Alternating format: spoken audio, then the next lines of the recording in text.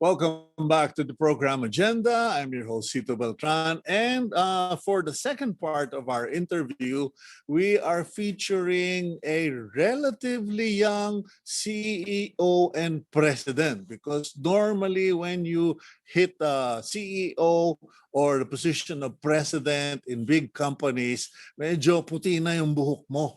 At saka marami ng guhit sa mukha mo dahil veterano ka na. But our next guest is a young executive. He graduated law at the University of the Philippines, took up and obtained his Master's of Law degree from Georgetown University Law Center in the USA. And he led Coco Life.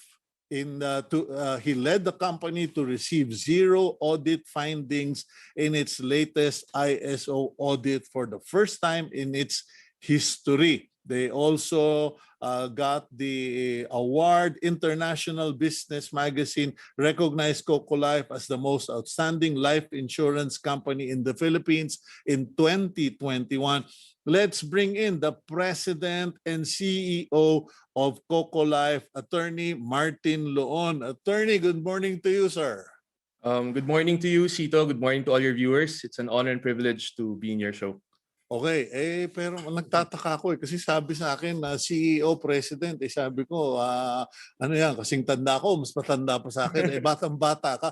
How on earth did you achieve that position? Because life insurance or insurance in general is not an easy business as many people might think. And you're quite young. How did you manage to achieve that? Well, I never really expected to land in this job. No, I never even expected to be in the insurance industry because I'm a lawyer by profession. And in 2018, I was invited to be part of the board.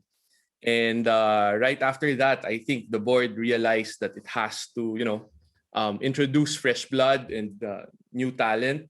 So when the opportunity came, I instantly accepted the challenge. And along with me, it's not just myself who's young in the organization. There are a lot of very young people working with me in the company. And it's a relatively very young organization. And we've been doing well so far. We've been adjusting to the exigencies of the times. And I think that so far, so good naman. I mean...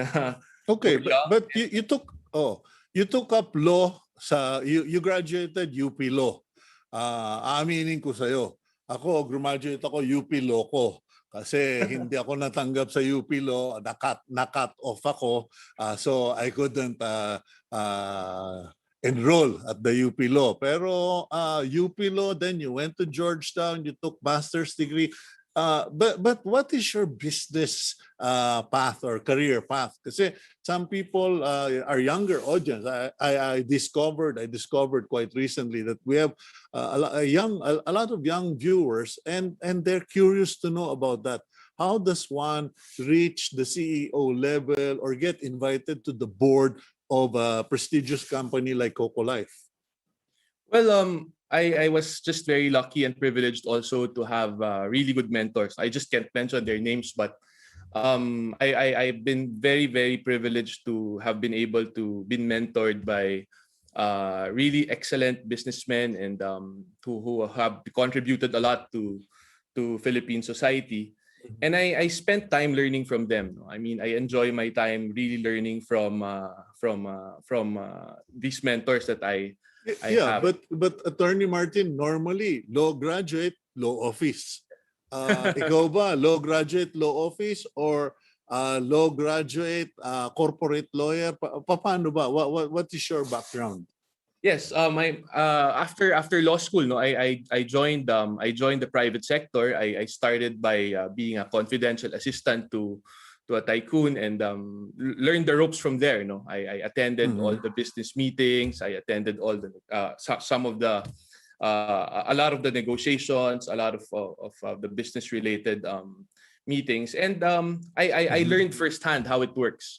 So when I got into the board of Coco Life, I absorbed even more knowledge from my colleagues, And I had to read a lot. I must admit, I had to learn. I had to spend long hours reading, learning, and it's something I enjoyed. I enjoy learning up to this day. I enjoy learning, and Okay.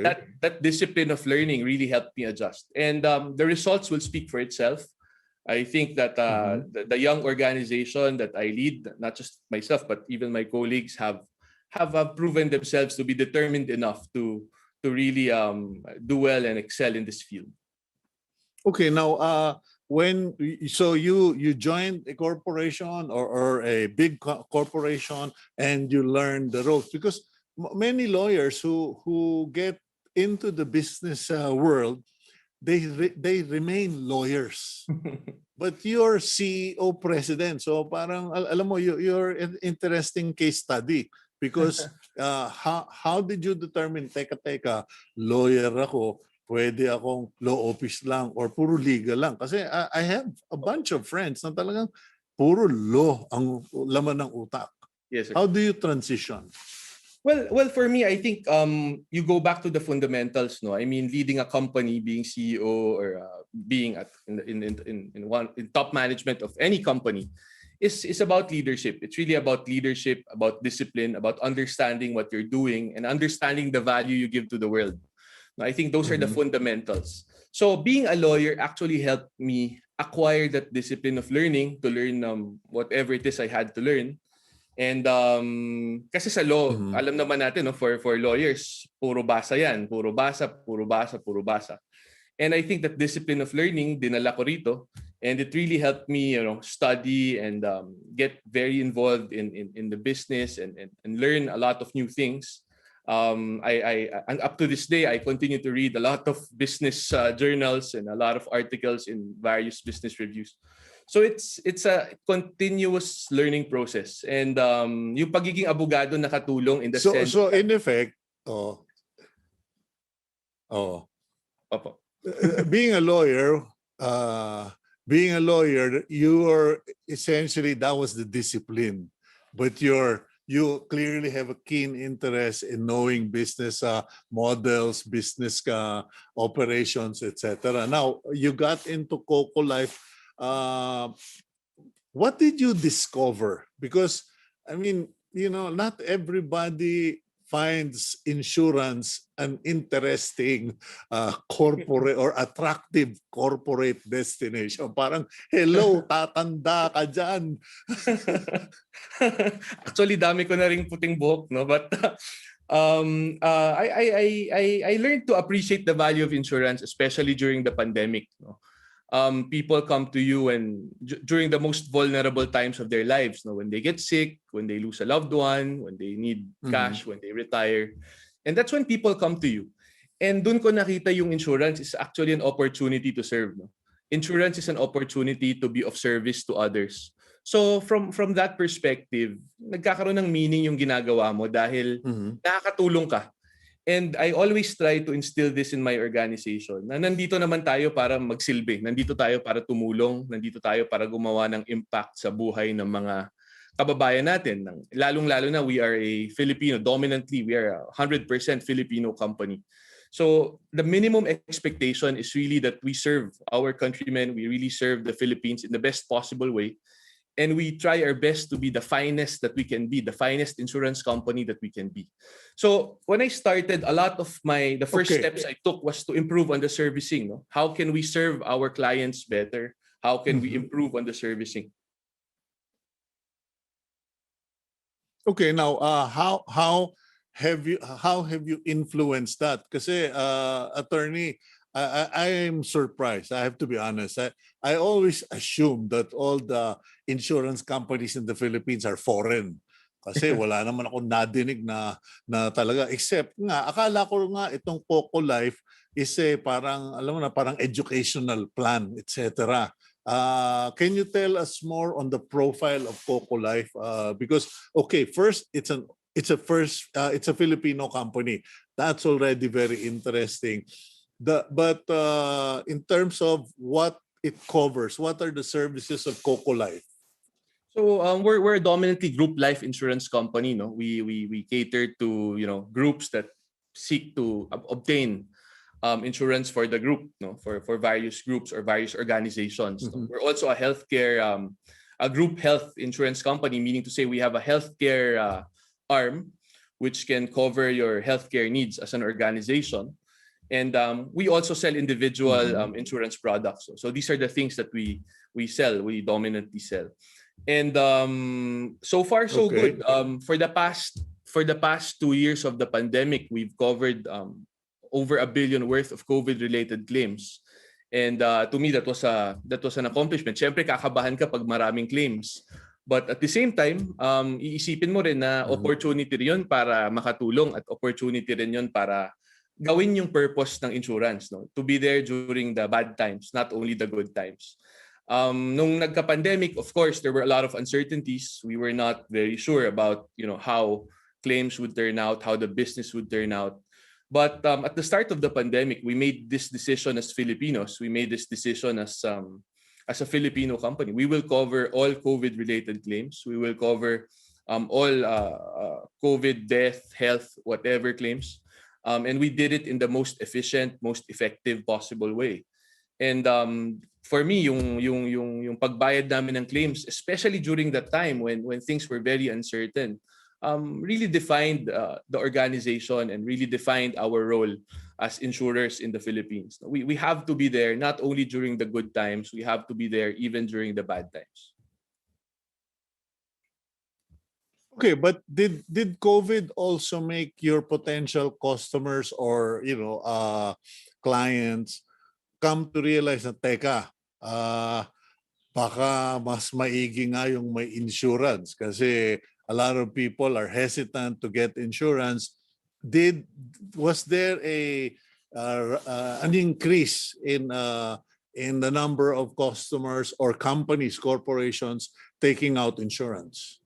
Yes, definitely. There was a really noticeable increase in premiums, especially during COVID. And I think this is partly because, people realize the value of insurance now, especially during uncertain times. And second of all, I think the rapid evolution of how we do business played a huge factor in introducing insurance to the public. As you know now, yung digital workspace natin, yung digitalization ng karamihan sa atin, compels people to be on their gadgets or to be on their computers or laptops more often or at a much longer periods of time. And this really helped the company, and not just Coco Life, I probably can also say for other industries or other companies, to introduce their products in a more effective and efficient way. No, I mean, ang daming tao ngayon nasa gadgets, nasa Facebook, nasa online, sa digital platforms nila. And this was able this trend helped us introduce Coco Life, helped us introduce our products to the public at a faster pace. And I think malaking factor yun para mas tangkilikin ng public yung mga produkto natin.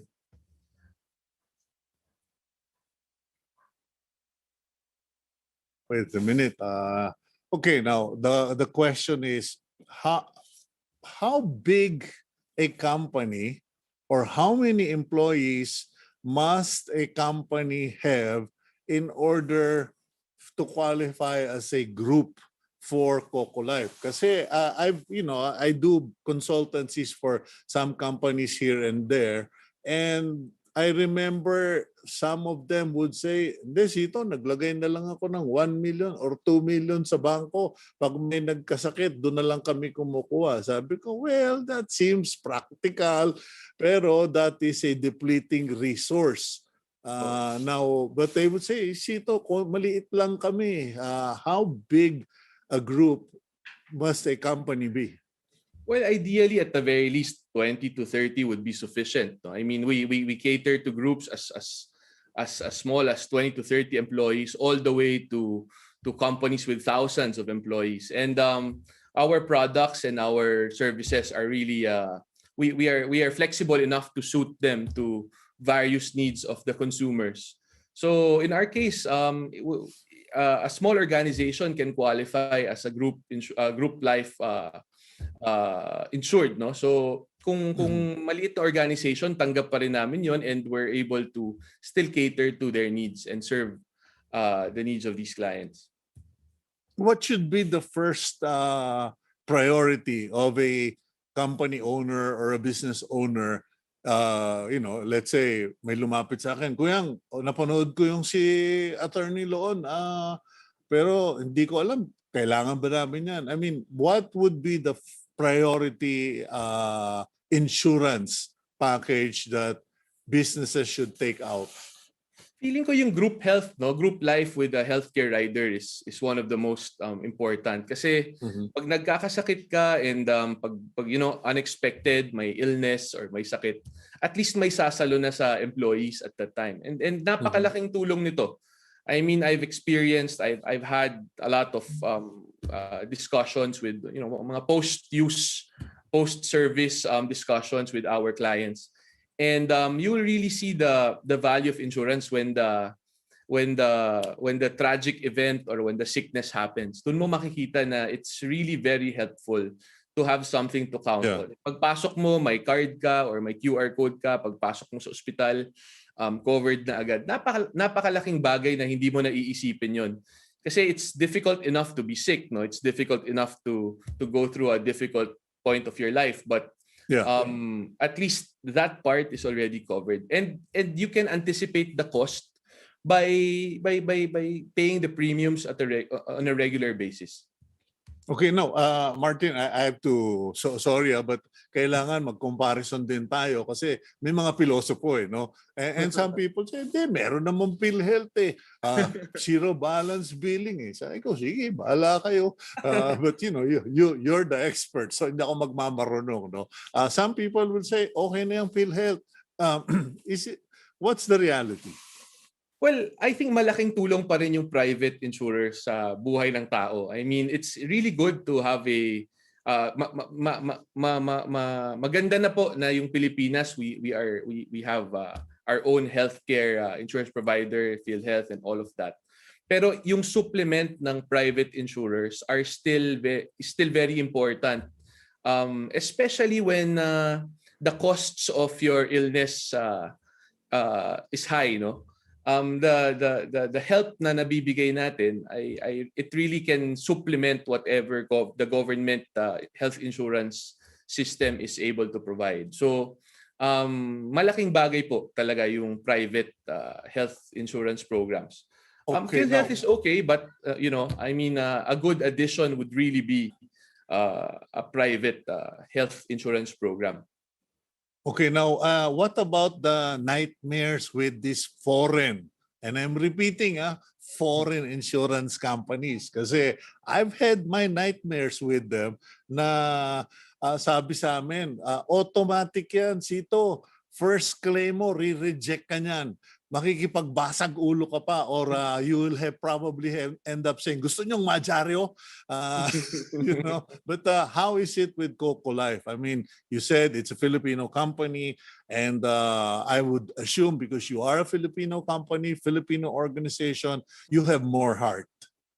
Well, perhaps ako, I can only speak for Coco Life and myself. As a Filipino and as a Filipino insurer, parati ko sinasabi sa mga tao, it's important to really have that Filipino trait of malasakit when you deal with your clients and customers. Empathy is very, very important. We always try to put ourselves in the shoes of our clients. We always try to put ourselves in the shoes of our customers and understand the difficulties they go through. It cannot just be a business, purely a business mindset when you deal with the insuring public. You have to care about your people. You have to care about the people you serve. And that care has to come from something deep, no? Napakahirap ng buhay ng mga kababayan natin, and this is actually an instrument of service for them that we can render. And sinasabi ko, no, I mean, mahirap naman kung negosyo lang yung nasa isip. Napakahalaga na magkaroon ng malalim na malasakit para sa mga kababayan natin. At yun yung ine-emphasize ko sa organization, no? I mean, matagal na tong nakasulat sa mga pader namin or nakasulat sa mga guidebooks namin about empathy, about service, about integrity and excellence. But sabi ko, these are not just words written on walls. These words have to be lived out with the way we serve the public, by the way we serve the people who entrust their premiums with us. And that is a constant effort, a constant drive for us to improve. And we have been improving. We have taken great strides in improving at our servicing. We've improved on how we deliver our services to our clients. And personally, ako, if there's one thing I'm so hands-on about, it's really the customer service aspect of the business. Halos araw-araw, tinatawagan ko yung head of customer care namin at tinatanong ko siya, kamusta yung servicing, kamusta yung pagserbisyo natin sa mga pumapasok or mga pumapasok na claims. And we try to do it as fast as we can. So a lot of improvements have been made on that side. And as far as we are concerned, we try our best to accommodate every possible claim, lalong-lalo na kung talagang valid. And then to us, no, that's a service that Coco Life is really proudly rendering to our people. Do you have like parang si President Duterte 3, 7, 21. If it is simple, 3 days dapat tapos na yan. If it is mildly complicated, 7 days. Pag complicated, 21 lang or else. Kayo ba sa Coco Life, do you have that rule? Yes, meron. In fact, we try to do it on the same day. Kung may claim sa umaga, we try to process the claim, and kung wala namang tanong sa requirements at wala namang questions sa authenticity ng mga submissions, we try to pay it out as fast as we could. And in fact, we've increased our payment channels, we increased our manpower to be able to cater to the demand. So habang tumataas yung sales at tumataas yung premiums, ini-improve din namin yung servicing side.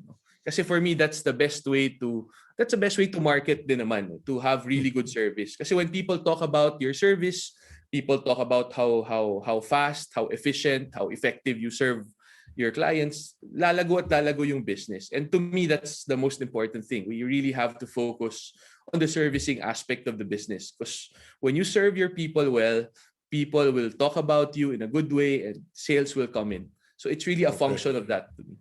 Well, I'll have to close it at this point, but I think you've said it all, Martin. And thank you for joining us, Attorney Martin Loon, CEO, President of Coco Life. More power to you guys. Thank you so much, Cito, and thank you so much to all of your viewers. Salamat. Okay. Same day. Kung kaya daw going same day, pwede nang i-address, ayusin yung inyong claim. So try them out and check them out. In the meantime, I leave you with our blessing for this week. It is from the book of Ecclesiastes, chapter 2, verse 26. For God gives wisdom and knowledge and joy to a man who is good in his sight. Okay? But to the sinner, he gives the work of gathering and collecting that he may give to him who is good before God. So be good and believe in God. Have a great day. Thank you, Lord, for helping us and working with us today. Kahit papano, our first remote broadcast here on Agenda. Thank you for joining us. Have a great day. God bless all of you.